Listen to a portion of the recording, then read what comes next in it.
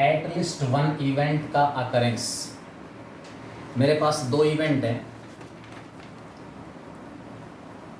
एक और पॉइंट समझो और थोड़ा सा कॉन्फिडेंस आएगा। कोई भी रैंडम एक्सपेरिमेंट था, उसका सैंपल स्पेस है, इसके साथ आपने दो इवेंट डिफाइन कर दिए।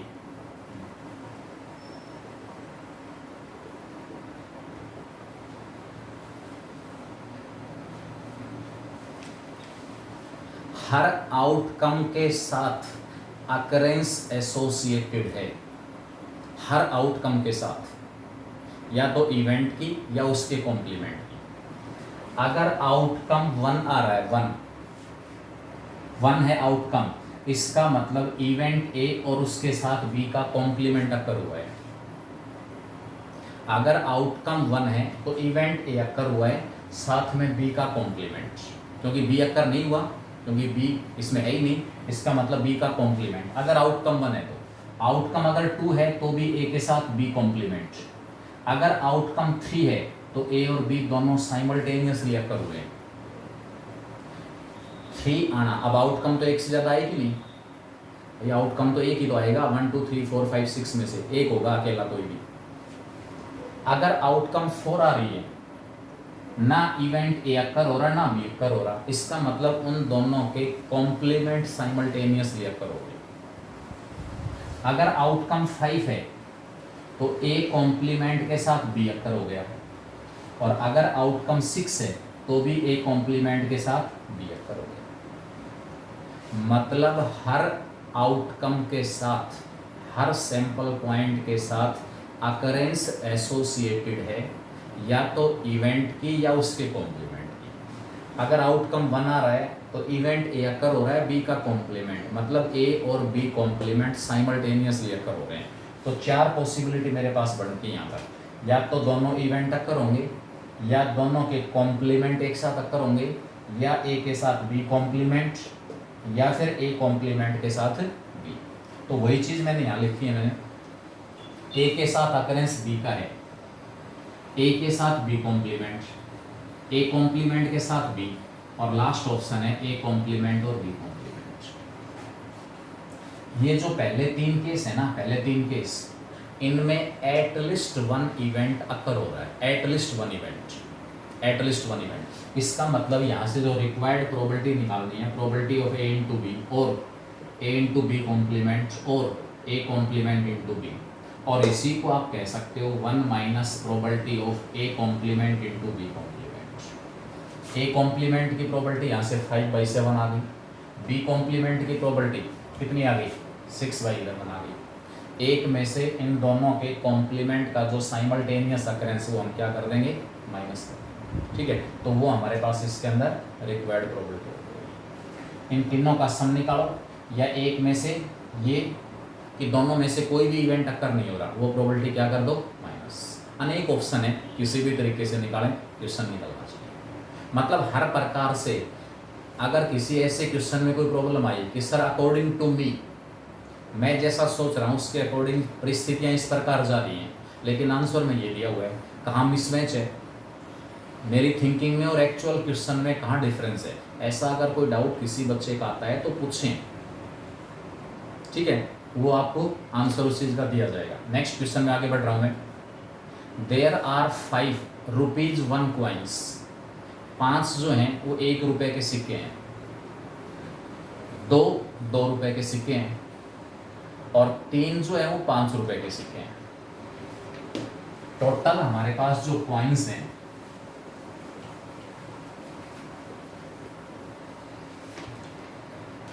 There are 5 rupees 1 coin, 2 rupees 2 coin, and last में कह रहा है 3 रुपीज 5 कॉइन्स। अब ये कह रहा है if 2 coins are selected simultaneously. बेटा मैंने शायद एक बार पहले भी बताया था, साइमल्टेनियसली और 1/1 and without replacement both are equivalent. जहाँ 1/1 और विदाउट रिप्लेसमेंट का केस है वहाँ आप कॉम्बिनेशन अप्लाई कर सकते हो, परिस्थितियों के ऊपर कोई फर्क नहीं पड़ेगा। शॉर्ट में आपकी कैलकुलेशन छोटी हो जाएगी, आपका क्वेश्चन निकल जाएगा।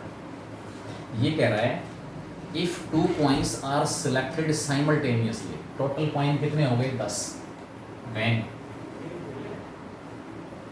2 कॉइन्स आर सिलेक्टेड साइमल्टेनियसली। जो एग्जॉस्टिव केसेस हमारे पास हैं वो हो जाएंगे 10C2, 10C2, ठीक है। अब उसके बाद आपसे कह रहे हैं what is the probability of yielding the maximum account. मतलब जो दो सिक्के हम निकाल रहे हैं एक साथ, तो इसकी क्या प्रोबेबिलिटी है कि मैक्सिमम अमाउंट निकल के आएगा। मैक्सिमम अमाउंट कब निकलेगा, जब वो दोनों सिक्के मैक्सिमम अमाउंट के साथ निकल जाएंगे।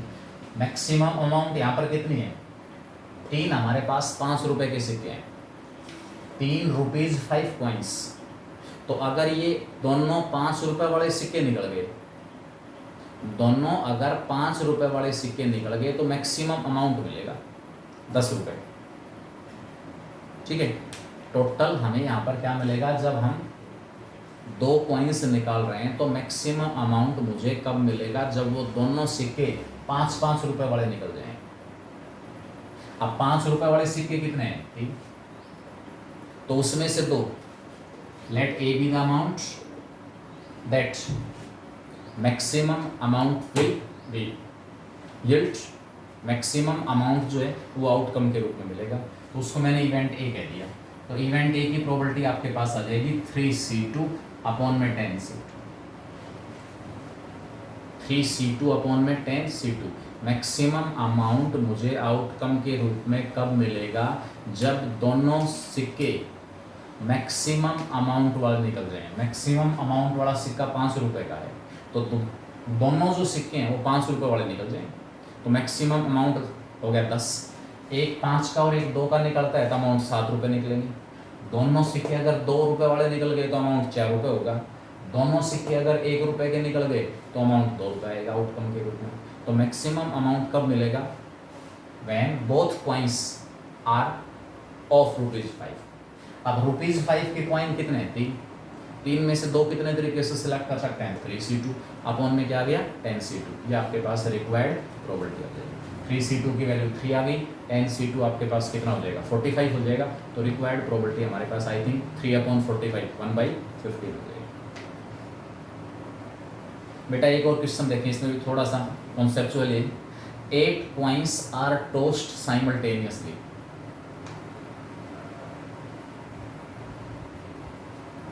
वर्षा, फिर बोलो क्या कहना चाह रहे हो, समझ नहीं पाया।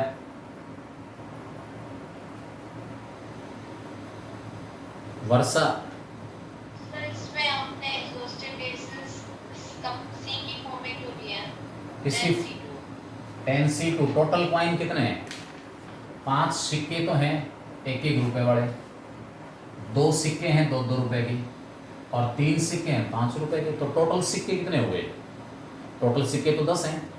10 में से मुझे 2 सिक्के एक साथ निकालने हैं। When 2 coins are selected simultaneously, random experiment क्या है, इन सब में से 2 कॉइन्स एक साथ सिलेक्ट करना। तो टोटल तो 10 हैं विदाउट एनी रिस्ट्रिक्शन।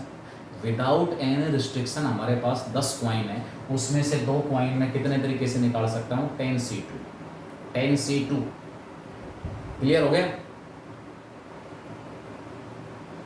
क्लियर हुआ है नहीं, आगे चलें। 8 कॉइन्स आर टोस्ट साइमल्टेनियसली, 8 जो सिक्के हैं वो एक साथ टोस्ट किए गए हैं। Probability of getting at least 6 heads, eight least 6 heads, यानी कि कम से कम जो 6 हेड होंगे, इसकी क्या प्रोबेबिलिटी है आउटकम के रूप में मिलेंगे। नंबर ऑफ हेड 6 भी हो सकता है, 7 भी हो सकता है, 8 भी हो सकता है।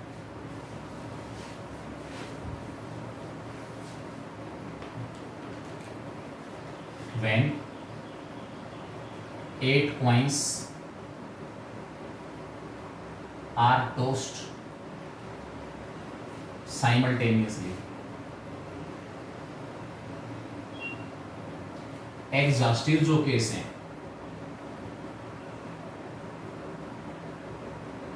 It will be 2 raised to power 8,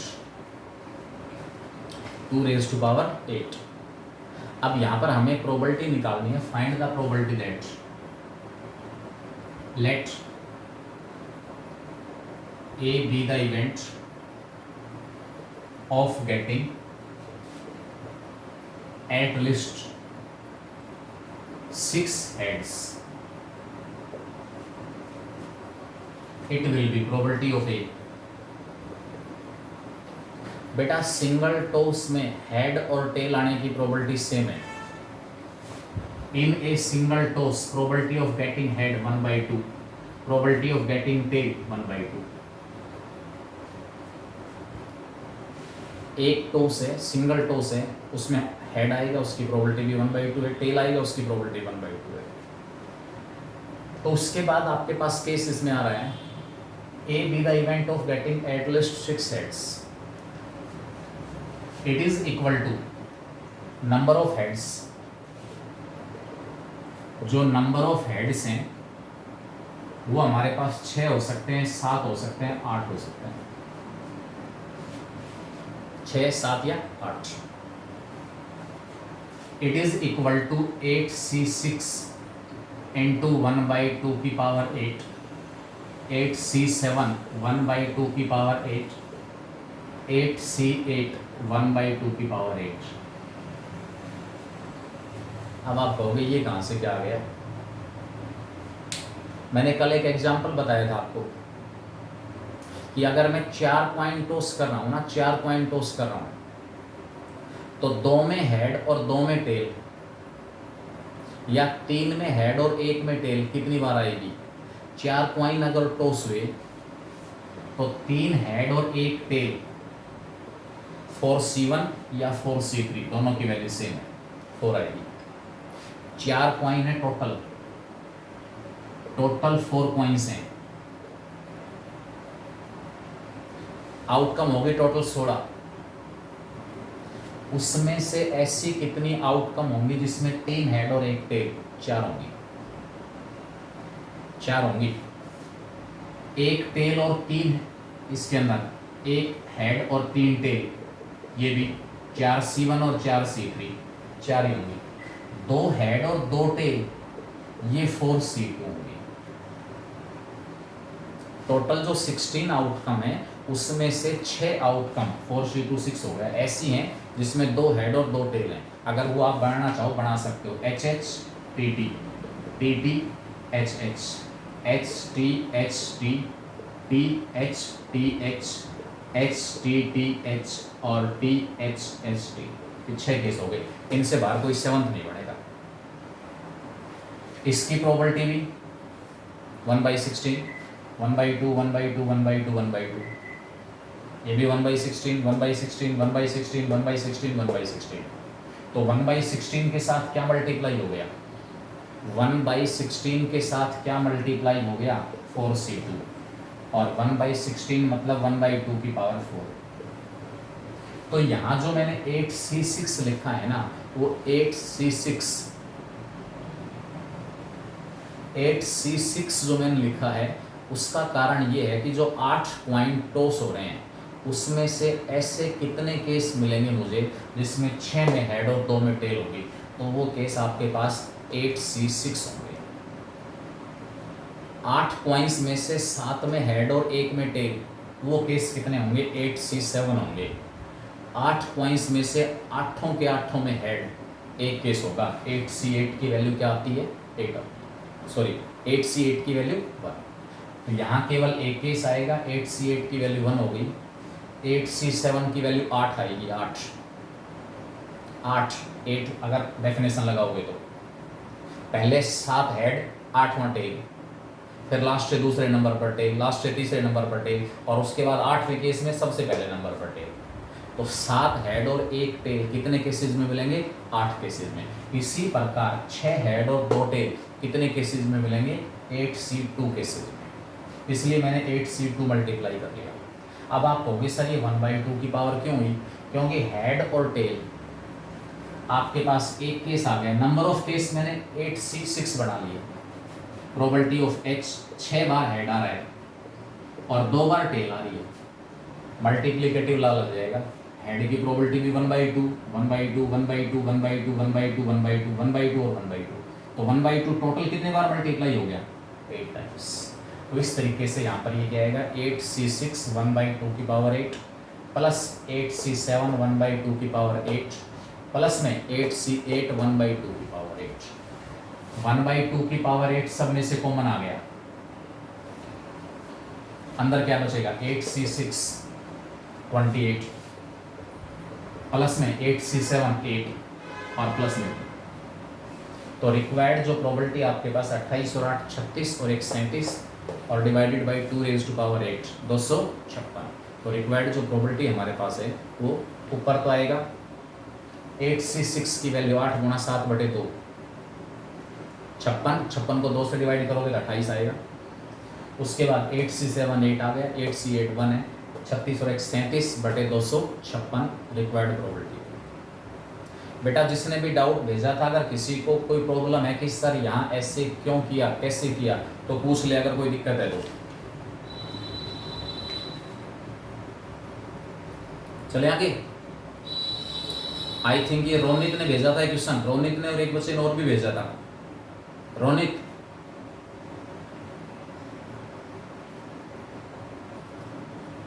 अरे क्लास में है नहीं?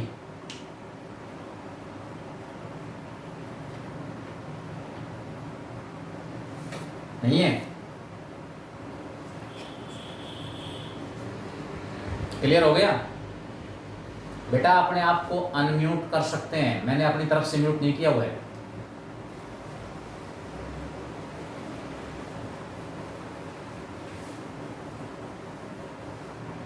मतलब जिसका भी डाउट है सबको समझाया जा रहा है, जिसके भी जो बात समझ में ना आए वो बीच में अपने आप को अनम्यूट करें, अपनी लिमिट में रहेंगे, कोई प्रॉब्लम नहीं है। मुझे क्लास के ऊपर कोई रिस्ट्रिक्शन लगाने की जरूरत नहीं है। हाँ, जब आप लोगों में से कोई भी एक स्टूडेंट अगर लिमिट क्रॉस करेगा और उससे बाकी सबको परेशानी होगी तो वहाँ फिर मुझे अपनी इसके ऊपर सेटिंग में चेंज करना पड़ेगा, अदरवाइज बिल्कुल फ्री है, कोई दिक्कत नहीं है। नेक्स्ट क्वेश्चन है, ए bag has 4 red and 5 black ball. First bag है, उसमें 4 तो रेड हैं और 5 ब्लैक बॉल है, 4 रेड और 5 ब्लैक। सेकंड बैग में कह रहा है 3 रेड और 7 ब्लैक। क्या कह रहा है इसमें? 1 ball is drawn from the first bag and 2 from the second. 1 ball is drawn from first bag and 2 from the second.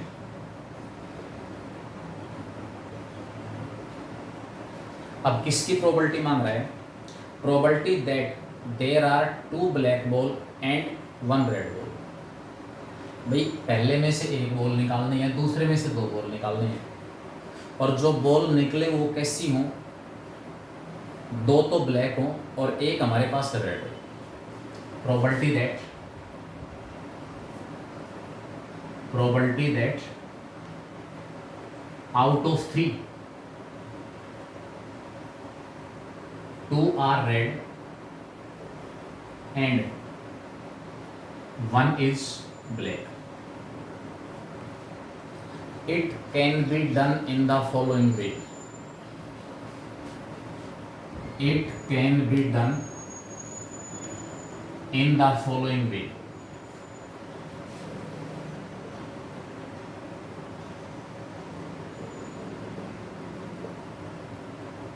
First case, red from first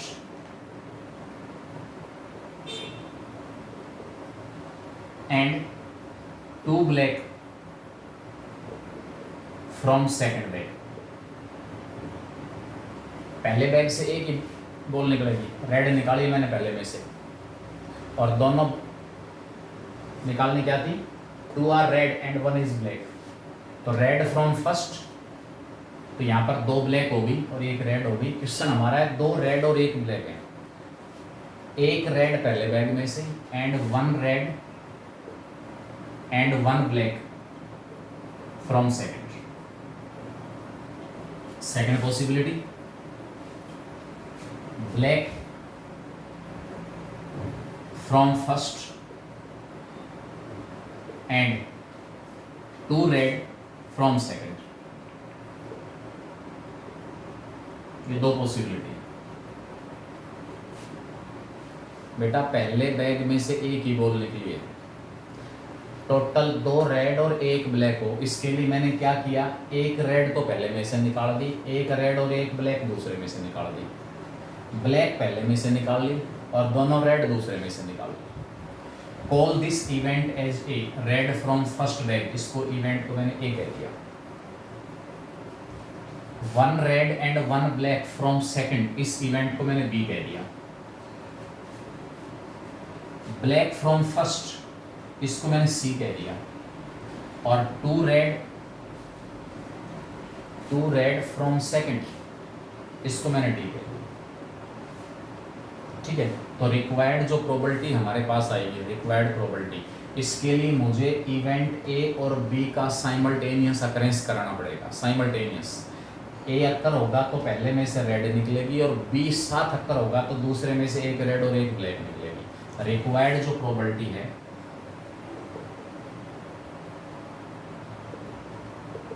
it will be probability of simultaneous occurrence of the events A and B or C and D। या तो A और B दोनों एक साथ occur हो जाए या C और D दोनों एक साथ अक्कर हो जाए।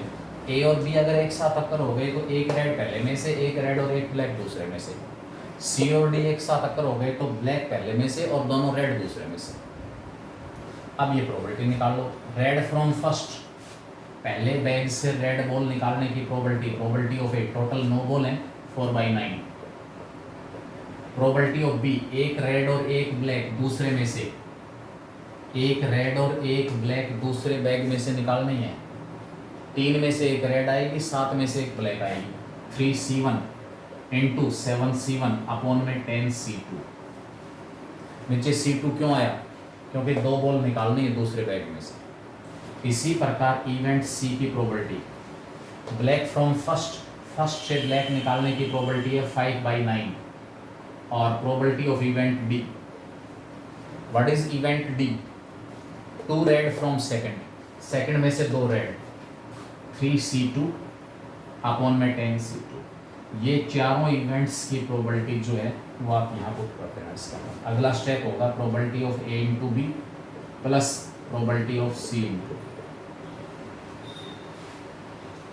और भी मतलब, और का मतलब है या तो ये एक साथ अक्कर हो जाए दोनों ए और बी, तो जो कुछ हम चाह रहे हैं वो हो जाएगा, 2 रेड और 1 ब्लैक मिल जाएगी, या फिर ये सी और डी एक साथ अक्कर हो जाए, यहाँ भी जो कुछ हमें चाहिए वो मिल जाएगा, 2 रेड और 1 ब्लैक मिल जाएगा।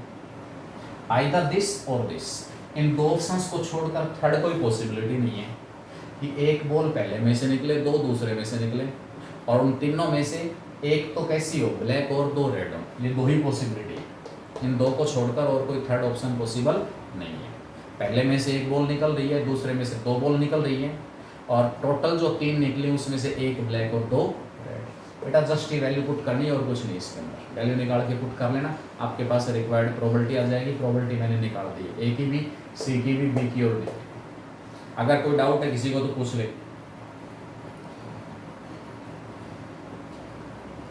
नेक्स्ट इसमें क्वेश्चन दिया हुआ है, a man can hit a target once in 4 shots, मतलब 4 फायर करेगा तो एक बार टारगेट हिट होगा, 4 फायर करेगा तो एक बार टारगेट हिट होगा। इसका मतलब ये है, if he fires 4 shoots, if he fires 4 shoots in succession, 4 shoots एक साथ ले रहा है तो एक बार टारगेट हिट होगा, यानी कि रैंडमली सिलेक्टेड जो उसका फायर है वो टारगेट के ऊपर जाएगा। इसकी प्रोबेबिलिटी 1/4 हो जाएगी, 4 में से 1 टारगेट को हिट कर रहा है। अगर रैंडमली वो फायर कर रहा है तो फायर किया हुआ उसके टारगेट पे जाएगा, इसकी प्रोबेबिलिटी 1/4 है, इस पहली लाइन का मतलब। उसके बाद ये कह रहा है इफ़ ही फायर्स 4 शूट्स, 4 बार फायर कर रहा है वो इन सक्सेशन, लगातार continue, what is the probability that he will hit his target, तो इसकी क्या प्रोबेबिलिटी है कि वो अपने टारगेट को हिट करेगा, अपने टारगेट को हिट करेगा, इसकी क्या प्रोबेबिलिटी है। तो यहाँ पर आपके पास जो रिक्वायर्ड प्रोबेबिलिटी हमारे पास आएगी, रिक्वायर्ड जो प्रोबेबिलिटी है वो क्या होगी भाई, ही विल हिट हिज टारगेट, एक बार तो 4 उसने फायर किए, किसी एक में टारगेट हिट कर दिया तो भी टारगेट हिट हो गया, 2 अगर टारगेट पे चले गए तो भी टारगेट हिट हो गया, 3 टारगेट पे चले गए तो भी टारगेट हिट हो गया, 4 अगर टारगेट पे चले गए तो भी टारगेट हिट हो गया। इसका कॉम्प्लीमेंट क्या होगा, कॉम्प्लीमेंट हमारे पास जाएगा कि उसका जो टारगेट है वो एक बार भी हिट नहीं हुआ, उसने फायर कितने किए 4, एक बार भी उसका टारगेट हिट नहीं हुआ, तो रिक्वायर्ड प्रोबेबिलिटी 1 में से माइनस कर दो। अगर मैं इवेंट ए कह रहा हूँ that he will hit the target, let A be the event that he will hit a target in any fire in any shot, तो यहाँ पर आपके पास a man can hit a target once in 4 shots, तो A की जो probability है वो 1/4 आई, और रिक्वायर्ड जो प्रोबेबिलिटी हमारे पास है A complement A complement A complement A complement, exactly इसके अंदर दिया हुआ है, एग्जैक्टली ऐसा कुछ नहीं है कि एग्जैक्टली कितने बार, उसमें केवल इतना लिखा हुआ है क्वेश्चन की जो लैंग्वेज है, what is the probability that he will hit his target once, twice, thrice और हर बार, वो क्वेश्चन अलग बनता। समझ नहीं आ रहा, बताओ सर समझ नहीं आ रहा कुछ भी। क्या बात, सर ये कैसे पढ़ा दिया? कैसा पढ़ा दिया,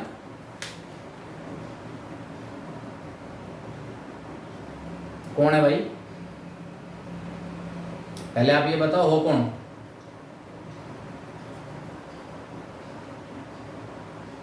अरे अपना इंट्रोडक्शन दो।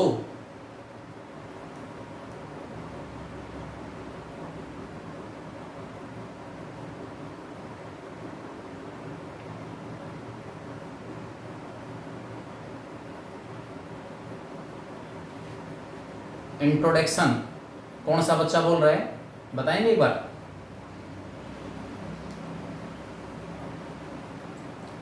अरे कौन सा बच्चा बोल रहा है,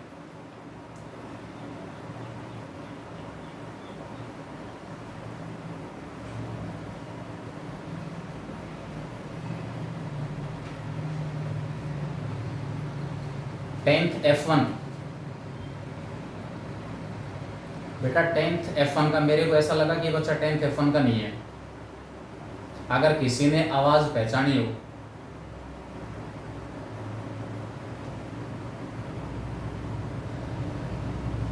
अगर किसी बच्चे को पता हो कि ये बच्चा कौन था तो मेरे पास प्राइवेटली मैसेज छोड़ दे।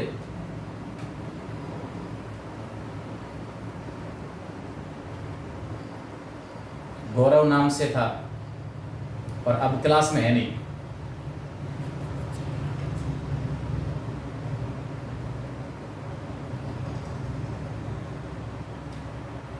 अब क्लास में नहीं है वो। गौरव है तो सही हमारी क्लास में एक बच्चा।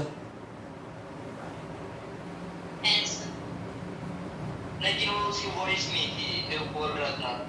अच्छा, उसकी आवाज नहीं थी। जो बोल रहा था उसकी आवाज, यानी कि गौरव की आवाज नहीं थी।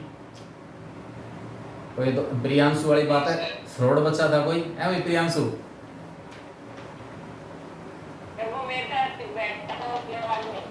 उसकी आवाज नहीं थी तो फिर यानी कि आपकी क्लास से बाहर का बच्चा है, हम ये मान लें। अरे आपकी क्लास से बाहर का ही बच्चा होगा। क्लास में किसी बच्चे की भी आवाज नहीं थी, वो है ये कह रहे हो आप। बेटा आप लोगों को तो प्रॉब्लम नहीं है, 10th F1 वाले जो बच्चे क्लास में कनेक्टेड है, समझ में आ रहा है जो बता रहा हूँ। Yes sir. किसी बच्चे को कोई प्रॉब्लम है तो बताएं। अब यहाँ रेस्ट्रिक्शन जरूरी होता है मीटिंग के ऊपर, पता नहीं क्या बोल के चला जाएगा कोई अदर साइट, बाहर वाला बच्चा।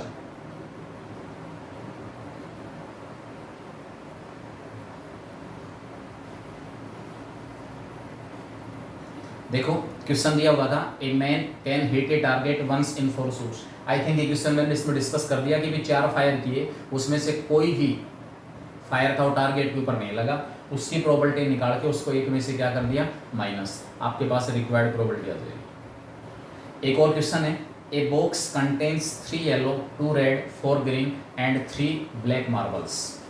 बॉक्स के अंदर 3 तो येलो हैं, 2 रेड हैं, 4 ग्रीन हैं और 3 ब्लैक हैं। मार्बल्स दिए में 2 marbles are taken one after the other at random from the box. What is the probability that both marbles are red. अब इसमें बेटा 2 केस बनेंगे। अब इसने ये तो कह दिया कि 2 मार्बल निकाले हैं, वन आफ्टर द अदर, लेकिन विद रिप्लेसमेंट निकाले या विदाउट रिप्लेसमेंट निकाले। अब क्वेश्चन इसमें डाल दिया, मान लो आप दोनों तरीके से निकाल के देखेंगे, जिससे आंसर मैच हो जाए वो टिक करना है आपको। साइमल्टेनियसली का मतलब एक साथ, one after the other without replacement है, it is equivalent to simultaneous draw, कोई फर्क नहीं पड़ेगा, ठीक है। और अगर विद रिप्लेसमेंट का केस है तो अलग केस आएगा। टोटल मार्बल इसके अंदर हो गए 5 + 4 9 + 3 12 मार्बल्स हैं, 12 मार्बल हैं टोटल, ठीक है। तो यहाँ पर ये कह रहा है कि 2 मार्बल निकाले गए हैं, 2 marbles are taken one after the other at random from the box. What is the probability that both marbles are red. दोनों रेड। अगर मैं विद रिप्लेसमेंट निकाल रहा हूं, विद रिप्लेसमेंट, पहला रेड निकालने की प्रोबेबिलिटी, रेड 2 है 2/12, दूसरा भी रेड निकालने की probability 2/12 if these are drawn 1/1 and with replacement. और विदाउट रिप्लेसमेंट निकाल रहे हैं तो आपके पास आएगा 2/12 इंटू 1/11 1/66, और ये आपके पास आएगा 4 से 3 आ गया 1/36। अब आंसर देख लेना किसके अकॉर्डिंग मैच हो रहा है वो। अगर इस टाइप का केस हो, एक्सक्यूज कोई नहीं है, जिसका लॉस हो गया हो गया। फिर भाई एनटीएससी का एग्जाम, उसके अंदर भी चीज़ें कई बार तो इनको एक्सेप्ट कर लेते हैं, कई बार एक्सेप्ट नहीं करते। उसमें ये देख लेना भाई, मैं विदाउट रिप्लेसमेंट निकाल रहा हूँ तो आंसर मैच नहीं हो रहा, विद रिप्लेसमेंट निकाल रहा हूँ तो मैच हो रहा है, ठीक है। विद रिप्लेसमेंट निकाल रहा हूँ तो मैच नहीं हो रहा, विदाउट रिप्लेसमेंट निकाल रहा हूँ तो मैच हो रहा है, उसके अकॉर्डिंग चलें। साइमल्टेनियस और विदाउट रिप्लेसमेंट इक्वलेंट एक काउंट होंगे, कोई फर्क नहीं है। 2-3 क्वेश्चन और हैं। एक और असाइनमेंट भेजा था जिसमें केवल 40 क्वेश्चन थे, उसमें लास्ट के 2 क्वेश्चन हैं 39 और 40। ये कह रहा है 3 cards are drawn without replacement. 3 cards are drawn without replacement.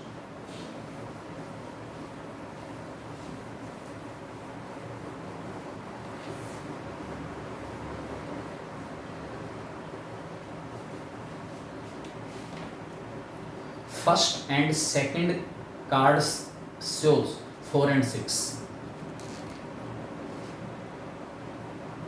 3 cards are drawn without replacement. First जो कार्ड है ना, फर्स्ट वो तो शो कर रहा है 4, सेकंड जो कार्ड है वो शो कर रहा है 6। Find the probability of selecting an even number in third draw. Even number in third draw. केवल थर्ड ड्रा की प्रॉपर्टी मांग रहा है, जो प्रॉपर्टी वो मांग रहा है। थर्ड ड्रा में केवल इवन नंबर निकालने की प्रॉपर्टी बताओ।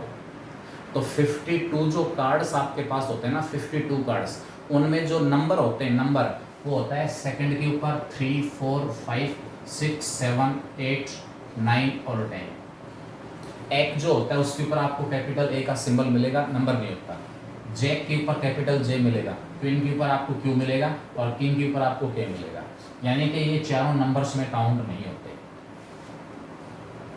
तो नंबर वाले टोटल कार्ड 16 हटा दो, 4 एक, 4 जैक, 4 क्वीन और 4 किंग, 16 हटा दिए। नंबर वाले कार्ड बच गए 36 बच गए, जिसमें से इवन कितने होंगे? 2, 4, 6, 8 और 10। आधे आधे नहीं होंगे, ध्यान रखना, आधे आधे नहीं होंगे। 2 के 4 कार्ड हैं, 4 के 4 कार्ड हैं, 6 के 4 कार्ड हैं, 8 के 4 कार्ड हैं और 10 के 4 कार्ड हैं। तो आपके पास इवन जो कार्ड है, यहाँ ही गलती मत कर देना, कभी याद आधा कर दो। 20 कार्ड तो ऐसे हैं जिनके ऊपर इवन नंबर मिलेगा आपको, इवन नंबर, और 16 कार्ड ऐसे हैं जिनके ऊपर आपको ओड मिलेगा, ओड नंबर।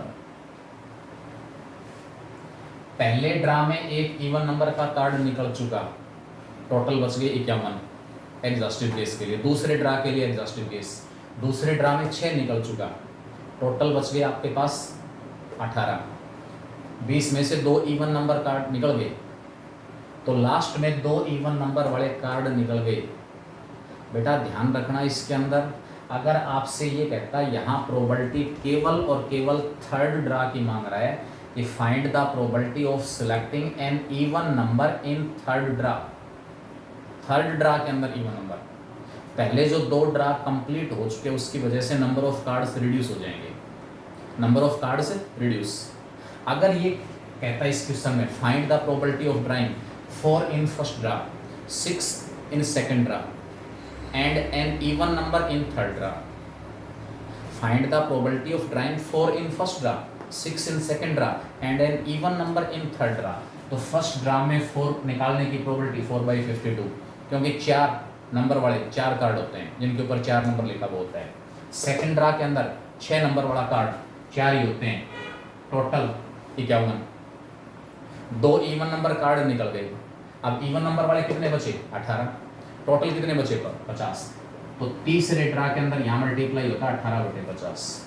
अगर फर्स्ट में 4, सेकंड में 6 और थर्ड में एक इवन नंबर का, लेकिन इस क्वेश्चन में केवल ये पूछा है कि थर्ड ड्रा में इवन नंबर जो कार्ड है उसके निकालने की प्रोबेबिलिटी क्या होगी। तो टोटल हमारे पास इवन नंबर कार्ड 20 थे, जिसमें से 2 निकल चुके, 18 बच गए। 2 निकलने के बाद टोटल कितने बच गए? 50 बच गए, क्योंकि एग्जॉस्टिव के लिए भी 2 माइनस होंगे। तो लास्ट में जो रिक्वायर्ड प्रोबेबिलिटी आपके पास आएगी वो 18/50 आएगी, 18/50।